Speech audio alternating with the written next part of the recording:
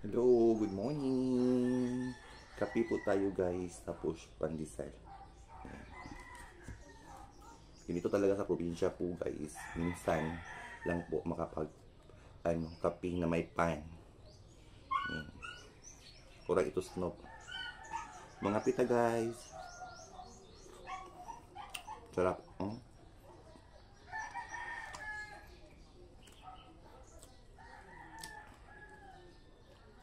Kape is life. Yan na ito snob.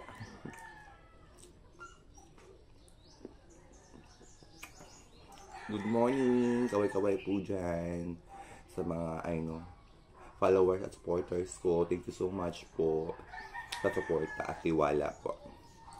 Hello po sa inyo lahat. Kape po tayo guys.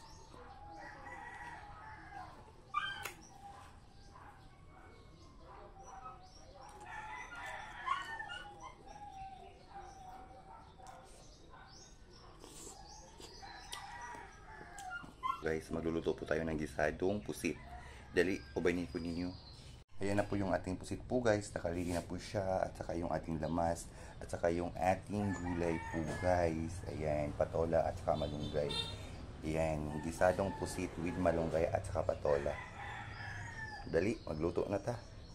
Ayan po guys, nagisa na po ako ng ating lamas. Yung ating hawal, at saka yung ating bumbay at kamatis. So, na ilunod ang atong pusit guys. Yung gusto natin guys, minarinate ko ng suka at saka tuyo at saka paminta po guys. Sunod po nato ang atong red bell pepper or atsal. Po natin muna siya hahaluin guys. Takpan po natin siya within 2 minutes. Ayan. Po natin haluin. Po natin siya guys. Ayan. Ayan po guys. Ang itsura ng ating pusit. Hahaluin na po natin siya guys. Po natin ng kaunting bitsin. Mekos lang po natin ulit po siya guys. Yan. Paalala lang po ha, hindi po siya adobong pusit, kundi po gisadong pusit kasi may gulay. Ayan po. Gisadong pusit po siya guys. Lilinawin ko lang po ha. Nang ilunod ang atong patola po guys. Ayan. Kayong ating malunggay. Idiin-diin lang po natin siya guys. Iduot-duot lang siya. Sama sa pagduot niya sa ihahadiris ako Ayan. Man lang po natin siya guys ha. Ayan. Wow, ang sarap. Sobrang sarap po talaga guys. I-try nyo na rin na magluto ng ganito para malaman nyo kung anong lasa po guys. Di po ako nagsisinungaling. Grabe, sobrang sarap po talaga.